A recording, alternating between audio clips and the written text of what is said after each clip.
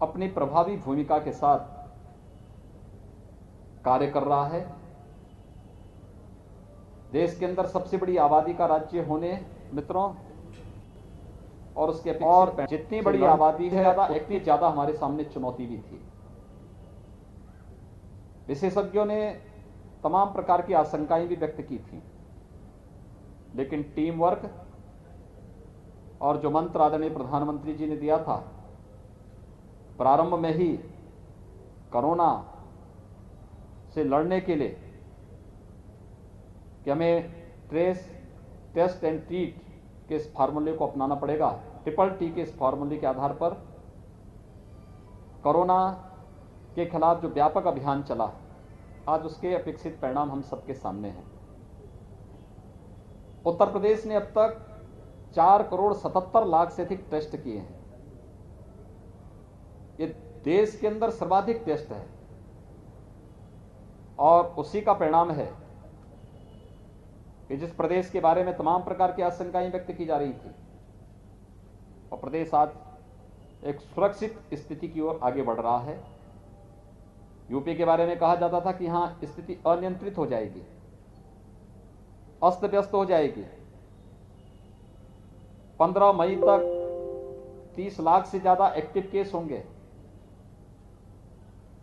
25 अप्रैल से लेकर के 10 मई के बीच में 1 लाख केस प्रतिदिन आएंगे। आज 3,300 मात्र केस आए हैं पूरे प्रदेश के अंदर। एक्टिव केस की संख्या जो 30 अप्रैल को 3,10,000 थी, आज वह घटकर के मात्र 62,000 रह गई है। यानी एक अर्ली एंड एग्रेसिव जो कैंपेन स्टेट ने चलाया, गांव गांव में, मोहल्ले मोहल्ले में निगरानी समितियों को भेज करके उनके माध्यम से मेडिसिन किट वितरित होना, अगले 24 घंटे के अंदर एंटीजन टेस्ट के माध्यम से हर एक लक्षण युक्त व्यक्ति का टेस्ट करना, यह कार्यक्रम तेजी के साथ आगे बढ़ा। आज उसका परिणाम है कि उत्तर प्रदेश के अंदर पॉजिटिविटी 3 के आसपास रह गई है। उत्तर प्रदेश के अंदर रिकवरी 95% से अधिक पहुंच गई है और लगातार इसमें सुधार है। फर्स्ट वेव की तुलना में सेकंड में ऑक्सीजन की क्राइसिस देखने को मिली थी। पहली बार हम आभारी हैं भारत सरकार के कि जिसमें पहली बार ऑक्सीजन एक्सप्रेस चलाई गई।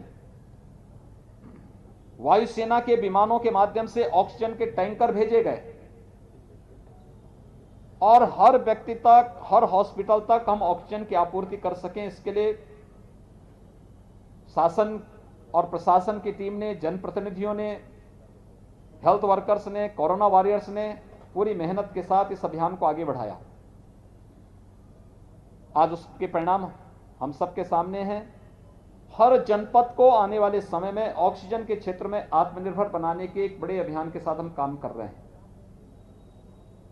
और उसमें हर जनपद को उसकी आवश्यकता के अनुरूप पहले ही ऑक्सीजन कंसंट्रेटर उपलब्ध करा दिए गए हैं। प्रदेश में 20,000 नए ऑक्सीजन कंसंट्रेटर अब तक हम उपलब्ध कराए हैं और लगभग इतने ही नए ऑक्सीजन कंसंट्रेटर हम लोग उपलब्ध कराने की तैयारी कर रहे हैं। लेकिन ऑक्सीजन प्लांट बने, मेडिकल कॉलेजेज में लिक्विड मेडिकल ऑक्सीजन के बड़े बड़े टैंक वहां पर स्थापित हो। क्रायोजेनिक टैंक होते हैं जिसमें एक निश्चित टेम्परेचर में ऑक्सीजन को वहां पे रखना पड़ता है। उनकी स्थापना की कार्रवाई चल रही है। तो हॉस्पिटल, डिस्ट्रिक्ट हॉस्पिटल या सीएससीज में वहां पर हम लोगों के द्वारा एटमॉस्फेयर से ही ऑक्सीजन बनाने के जो संयंत्र हैं उनकी स्थापना के कार्य को युद्ध स्तर पर आगे बढ़ाया जा रहा है। इस समय हम लोग 300 से ज्यादा ऑक्सीजन प्लांट उत्तर प्रदेश के अंदर अलग अलग हॉस्पिटल में लगा रहे हैं और देवरिया जनपद में भी यहाँ की टीम ने अच्छा काम किया है। सभी जनप्रतिनिधियों ने मेहनत किया है और यहाँ पर भी 4 नए ऑक्सीजन प्लांट लगाने की कार्रवाई चल रही है। यहाँ की पॉजिटिविटी रेट 3 के आसपास है, जो एक बार काफी ज्यादा बढ़ चुकी थी और 3 के आसपास आ चुकी है और उसमें और भी गिरावट निरंतर देखी जा रही है। इसके साथ ही रिकवरी रेट अच्छी दिशा में यहाँ की बढ़ रही है। इसमें और भी 93% से अधिक यहाँ की रिकवरी रेट है और इसमें और भी बढ़ोतरी के लिए क्या प्रयास किए जाने हैं, इसके बारे में अभी मैंने यहाँ की समीक्षा बैठक ली है। समीक्षा के पीछे मेरा एक और उद्देश्य था कि कोरोना की थर्ड वेव का सफलतापूर्वक मुकाबला करने के लिए अभी से हमारी तैयारी चलनी चाहिए, लेकिन साथ साथ बरसात का समय आ रहा है और पूर्वी उत्तर प्रदेश के ये जनपद मस्तिष्क ज्वर यानी इंसेफ्लाइटिस की दृष्टि से भी अत्यंत संवेदनशील है। इसके बारे में भी हम लोगों ने यहां पर अपनी रणनीति बनाई है। हमने 3 वर्ष पहले भारत सरकार के सहयोग से गोरखपुर और बस्ती कमिश्नरी के हर जनपद में डिस्ट्रिक्ट हॉस्पिटल में 12 से 15 बेड के पीको और कुछ सीएससी में भी मिनी पीको के निर्माण की कार्रवाई की थी, पीडियाट्रिक आईसीयू के निर्माण की कार्रवाई की थी और उसके बहुत अच्छे परिणाम आए थे। इंसेफ्लाइटिस से मौत के आंकड़े को हम 95% तक रोकने में सफल हो गए। हम लोगों को वही रीति अपनानी है।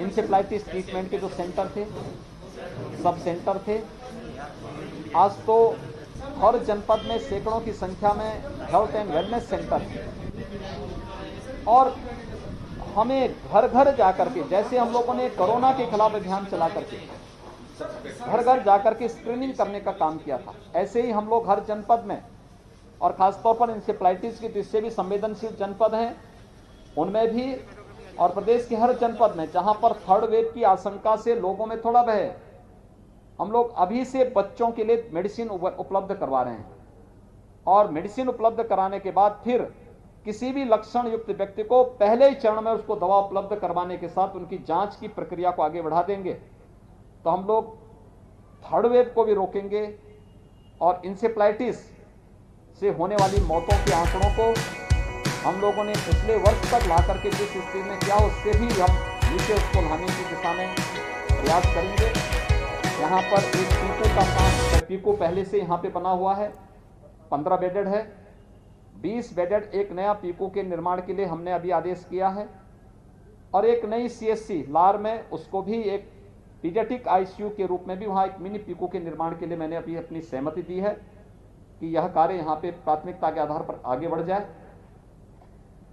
हर हेल्थ सेंटर, प्राथमिक स्वास्थ्य केंद्र, सामुदायिक स्वास्थ्य केंद्र गतिविधियों का केंद्र बने, वहां पे एंटीजन टेस्ट हो, वहां वैक्सीनेशन की कार्रवाई हो, वहां पे सामान्य जांच की सुविधा लोगों को मिले। इस कार्रवाई के साथ उसको जोड़ने की कार्रवाई तेजी के साथ आगे बढ़ी है और सभी जनप्रतिनिधियों से मैंने अपील की है वह कम से कम एक सीएससी या एक पीएससी को गोद लेकर के वहां की एक्टिविटीज के साथ जुड़े, जिससे हर व्यक्ति को हम बेहतर स्वास्थ्य की सुविधा उपलब्ध करवा सकें और इस दिशा में यह प्रयास प्रारंभ हुआ है।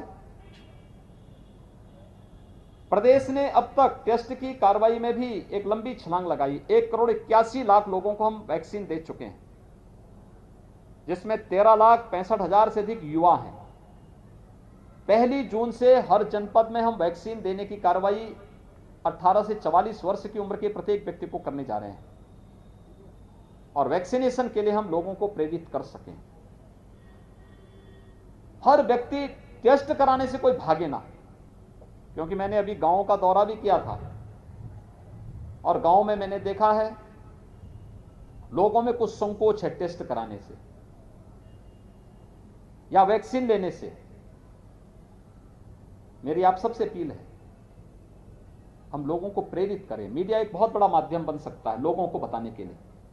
जिन लोगों ने, उनके गांव के आसपास जिन लोगों ने वैक्सीन ली है, उनकी फोटो छाप करके आप उनका छोटा सा इंटरव्यू कि मैंने भी वैक्सीन ली है, मुझे कोई दिक्कत नहीं हुई, मैंने भी वैक्सीन ली है और मैं कोरोना से पूरी तरह सुरक्षित हूं, यानी एक सुरक्षा कवच प्रदान करेगा।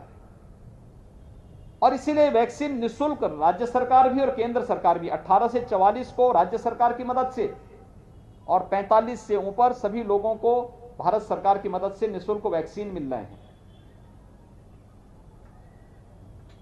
वैक्सीनेशन का जो अभियान हमारा 1 जून से 18 से 44 की उम्र के लोगों के लिए प्रारंभ होने जा रहा है, इसमें हम लोगों ने कुछ और चीजें जोड़ने की व्यवस्था की है। एक, हर जनपद में कुछ ऐसे केंद्र बनाएंगे जो अभिभावक स्पेशल हो। 12 वर्ष की कम उम्र के बच्चों के अभिभावकों को समय से वैक्सीन देना, जिससे ये कामकाजी वर्ग है, यह वर्ग सुरक्षित रहेगा तो उनके बच्चे भी सुरक्षित रहेंगे। तो थर्ड वेव की आशंका बच्चों के प्रति व्यक्त की जा रही है, हम उन्हें वैक्सीन देकर के पहले ही सुरक्षित करेंगे। दूसरा,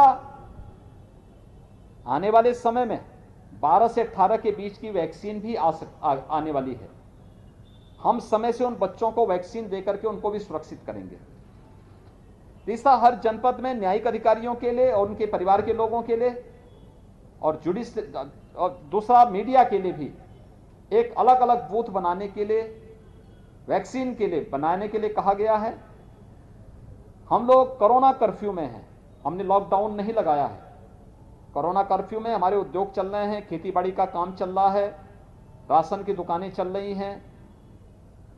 वे सामान्य गतिविधियां जो कोरोना प्रोटोकॉल का पालन करते हुए संचालित हो सकती हैं, सब्जी मंडी का है, फल मंडी का है, सभी हमारी संचालित हो रही हैं। उन सबको संचालित करने की कार्रवाई की जा रही है और मुझे विश्वास है कि कोरोना के खिलाफ जो अभियान वर्तमान में चल रहा है, यह अभियान सफलता की नई ऊंचाइयों तक पहुंचेगा। आप सबका सहयोग इस मामले में विकसित है। आप सबसे भी अपील है, लोगों को कोरोना प्रोटोकॉल का पालन करने के लिए हम प्रेरित करें। टेस्ट करवाने से न भागें और वैक्सीन उनकी पारी आने पर वे वैक्सीन जरूर लें। यह उन्हें सुरक्षा कवच, उन्हें और उनके परिवार को सुरक्षा कवच प्रदान करेगा।